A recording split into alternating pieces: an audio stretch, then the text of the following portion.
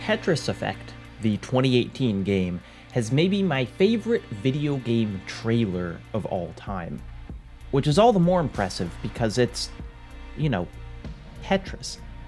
It's Tetris, the game that has almost certainly been released on every console, computer, and phone you've ever owned. The game most of us have been playing so long we can't even remember our first experience. And wisely, instead of selling it as some kind of new thing, the Tetris Effect trailer leans into this history. It understands that we know Tetris. In fact, it spends most of its time describing just how much we know Tetris. It explains that the titular Tetris effect is a phenomenon in which people, even those with damaged memory construction, report having visions of falling blocks, twisting tiles, completing lines after they stopped playing the game. This even happened in people who, due to amnesiac conditions, had no memory of playing the game. The study is real, the Tetris effect is a legit thing, but for the trailer, the story also operates with a fairly evident subtext. Tetris is already a part of us. The trailer's monologue, wildly elevated by the psychedelic visuals, positions Tetris as something almost innate, something primal, which, in video game context, it kinda is. Tetris was created on an old Soviet computer in 1984. Think for a moment about games released in 1984. We got stuff like Beyond Castle Wolfenstein, Karate Champ, Elite. What these games all have in common, as does almost everything released in 1984, is they're technically primitive versions of genres that would continue evolving for decades. Castle Wolfenstein Stealth, represented largely by showing passes to guards, laid the groundwork for absolutely lavish titles like the Hitman series with its cascading systems of AI interactions. Wolfenstein would of course also give us this, which we can all be grateful for.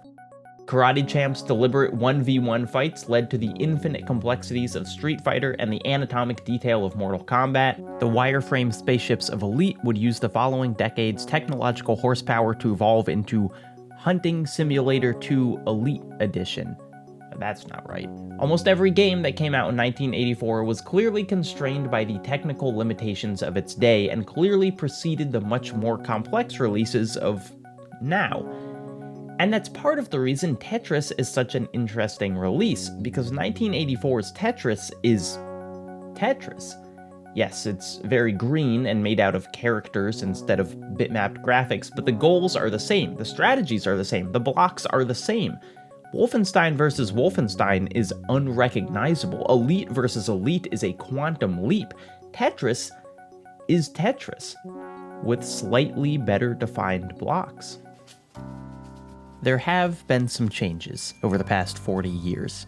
Color appeared in many different shades and textures. We got the ability to spin in both directions, hold tiles, see what was coming next. But these are basically quality of life improvements, not a revolution. Re-releases of Tetris, of which there have been countless, rarely sell themselves on the way they change gameplay. Instead, it's an almost entirely aesthetic battle. Can we present these blocks in a way you've never seen before? There's a truly excellent video by Digital Foundry in which John Linneman compares nearly 30 different versions of Tetris, each with distinct styles and takes on what is nearly unchanged game design. Tetris by Spectrum Holobyte had its illustrated background Russian cathedrals. Tetris with Cardcaptor Sakura Eternal Hot had its anime girls. Sega Tetris has a monkey that whacks each line with a hammer as it clears.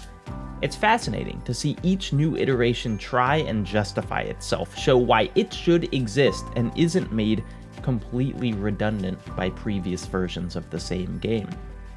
One of both my and Linneman's favorite Tetrises is the 1992 release for the Philips CDI.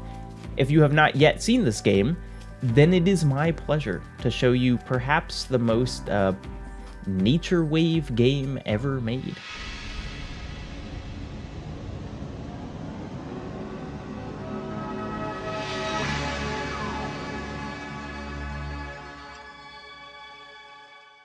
Tetris CDI, according to John Linneman, does not play very well.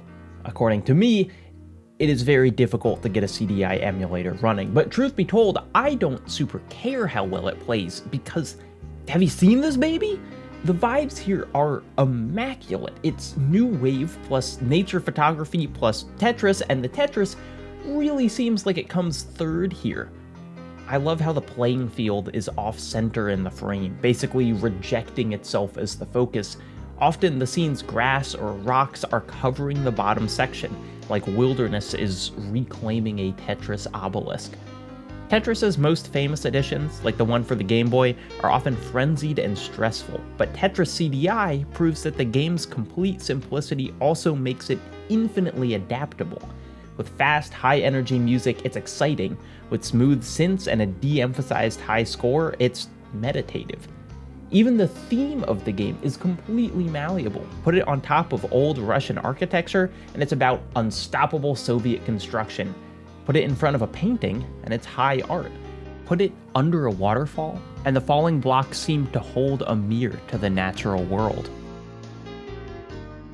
Alongside games about infiltrating bases, flying spaceships, and karate-chopping guys, 1984 also saw the release of Marble Madness, a game that kicked off a mini-genre simultaneously more grounded and more abstract than Tetris. In Marble Madness, you roll yourself through a series of increasingly difficult obstacle courses, avoiding strange enemies and racing a strict timer. The fact that you're controlling a marble here is fairly crucial, because the game hinges on you knowing what a marble feels like. Rolling, even on the NES or in the arcade, is a very different feeling than controlling a dude or a race car or something.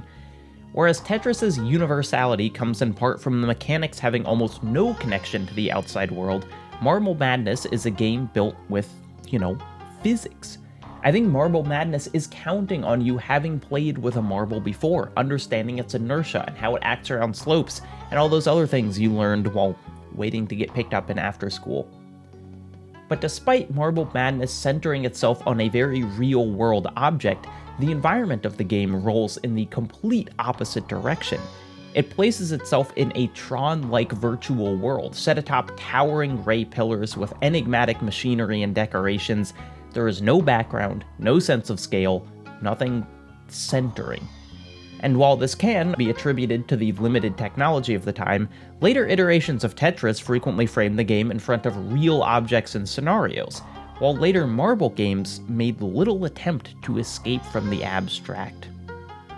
Isn't it funny that I can say later Marble games? Video games are so goofy. Anyway, the visual language for Marble games quickly became platforms floating in a sea of clouds. You have the supremely chill and mystical-seeming Ballance, the recent arcade release Marble It Up. Popular titles like Marble Blast might have put trees in the background, but this was more a vague gesture towards terrestrialness than any actual grounding. Even genre-adjacent series like Super Monkey Ball focus on making the ball fun and relatable, rather than the environments you roll through. This makes sense from a level design perspective. Abandoning any pretense of realistic environments allows for far more variety in layout and puzzles, but it is an interesting contradiction that despite building itself around the universally understood real-life physics of a marble, Marble Madness and its successors are aesthetically detached from anything else worldly. And because of this, because the worlds the marbles roll through are so abstract, it faces the same problem as Tetris. What does it mean to progress as a genre? How do you make one game update on the previous one if you're just rolling through platforms in a void? Well, in Tetris's case, it does so by recognizing that every read on the game has been quote-unquote correct. Tetris is about construction, and about high art, and about nature, at least according to the game we kicked off this video by talking about, Tetris Effect. It is, like the dozens of titles that came before it, mechanically almost identical to that original game in 1984. You can drop blocks, you can rotate them, if they stack too high, you lose. But thanks to a breadth and depth of backgrounds, sound effects, and music unparalleled by any other Tetris game, Tetris Effect tries to convince you over and over again that this thing, this new theme, is what Tetris is really about. Ah, you think while playing through a stage that slowly climbs from a blizzard-covered mountain to the peak, this is Tetris, finding a summit after a difficult trek. No, actually, this is really Tetris, the gradually increasing energy and complexity of jazz as we drive further and further into a city. No, this, the procession of humanity across a desert, matched with another lonely procession across the moon. In the game's most iconic level, one directly referenced in the trailer I talked about earlier, a singer repeats, "We're all connected, we're all connected, we're all connected," and the stage that features that song forms a literal circle of life, a glimmering sea of creatures circling the globe. Though resolutely sincere to the point of cheesiness, Tetris Effect will convince you that the game is about everything, the diversity of human experience and the miracle that all those disparate things are part of being alive. It is the grandest possible statement you could make about a game in which you fit tiles together, and yet also seems to be the only natural progression of the million different roles Tetris has filled over the past 40 years. Tetris Effect argues that Tetris exists in so many forms, on so many platforms, for so many different people, that is the story of the game. All things to all people. We're all connected, we're all connected, we're all connected. There is, I think, a marble game equivalent to Tetris Effect, the most modern permutation, the most beautiful, the most transformative. But what's wild about this game is where Tetris leans into its universality, this swings in the complete opposite direction. Venineth is a game that most of you probably have not heard of, unless you watch Errant Signal, that is, but it is also a game that will likely make you go, "What is that?" Venineth is the marble game equivalent of the RTX On meme, an old sci-fi paperback cover come to high-resolution life. It is actually, almost to a T, the arcade art of the original Marble Madness. The marble is beautifully textured, the environments walk a stunning line between painterly and photoreal. Venineth looks to me like the movies that played in my head as a kid when I first encountered Myst.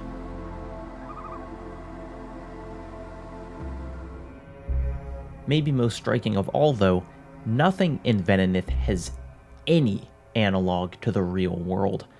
In dimensions comprised of rings and rolling hills and multi-sunned horizons, never once does Venineth suggest that the act of rolling a marble is some sort of innately human experience. In fact, it's so aggressively alien that this is not a joke. I struggled to figure out how the options menu worked. I've never seen a game work so hard to not include any language. The marble games before Venineth, Marble Madness and Blast and the like, seem to end up at their floating in the void aesthetic as a function of level design. The designers almost certainly built the level with gameplay in mind and colored in the background afterwards, but in Venineth, that line isn't nearly so clear. It frequently feels like you're navigating places that have existed for eons. The bright abysses you roll over frequently have additional platforms you'll never reach, landmasses that stretch far beyond the bounds of the play area. This isn't a NaissanceE situation. These dimensions, with their marble width structures and smooth curves, are clearly designed for you. It's more that, previous to this, I've never seen a marble game that so begged me to wonder about the environments encompassing it. Unlike previous marble titles, it grounds itself, gives itself a world to exist in, but the grounding is in a context that's completely other. Simply by establishing such an alien setting, Venineth wordlessly poses countless questions. It resolves none of them. It provides no answers. The ending is impressively even more enigmatic than the dozen hours that came before it. While playing it, I felt like I was seeing something culturally distinct, I guess, if marble could be considered a culture. It presented me with images I had no frame of reference for. This means something, it feels like the game is saying. It means something big, but it's also something specific, and you human, you non-marble, don't speak the language. Both Venineth and Tetris Effect are technically pretty spectacular. The number of particles whizzing around in Tetris Effect often reaches near overwhelming levels, particularly if experienced in VR. The lighting in Venineth casts long shadows, highlighting delicate texture work and gleaming off the marble itself. From a graphical perspective, both have absolutely justified themselves as games with 40 years of iteration behind them. But the reason I find them both so fascinating, especially taken together as a sort of case study, is that they thematically present opposite methods of dealing with the same problem. In a medium that demands constant bettering, the abstraction of both of these genres don't present a clear way forward.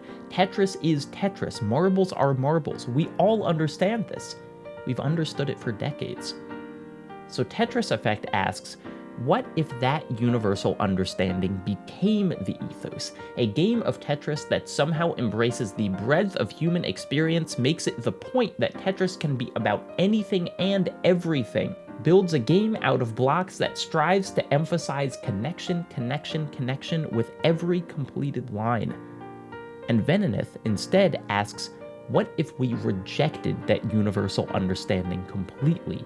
A marble game that resembles nothing ever seen on Earth, a world that strips away everything recognizable except the most basic fundamentals of physics. What's wonderful is that ultimately, I think the results of these efforts are the same. Making something old, something almost primal, new again. It's like time traveling. From the far-off lands of 1984 to today, all of us getting to enjoy the fresh magic of rolling marbles and falling blocks. My God, video games are ridiculous. This video was sponsored by that sweet, sweet combo of CuriosityStream and Nebula. Now, you might think, with a video about the progress of technology and the thousands of nonfiction titles available on CuriosityStream, I might recommend you watch one of their speculative works about the far future, possible cities, the evolution of art.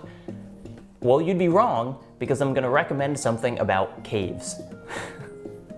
Gotta be true to myself. Did y'all know there's an underwater cave in Death Valley called Devil's Hole?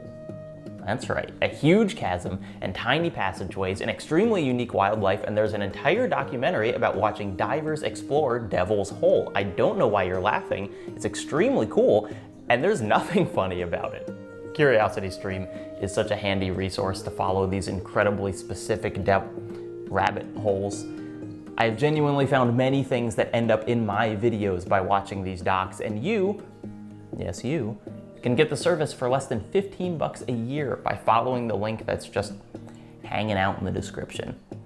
Even if you're not interested in underwater cave exploration, you should hop on that link, because with your year of CuriosityStream, you'll also get a year of Nebula, the streaming service for extremely cool video essayists, and also me. There are no ads, there's actually, look, this is a boring point if you're not me maybe, but the streaming quality on Nebula is like noticeably better than YouTube. Like the dark parts of my videos look so much better there. And their original series, like one about TV show opening credits that I did an episode of. This is the easiest sponsor I ever have to do for my videos because there's just so much for so cheap. Less than 15 bucks, get the whole Megillah. Just follow that link right down there.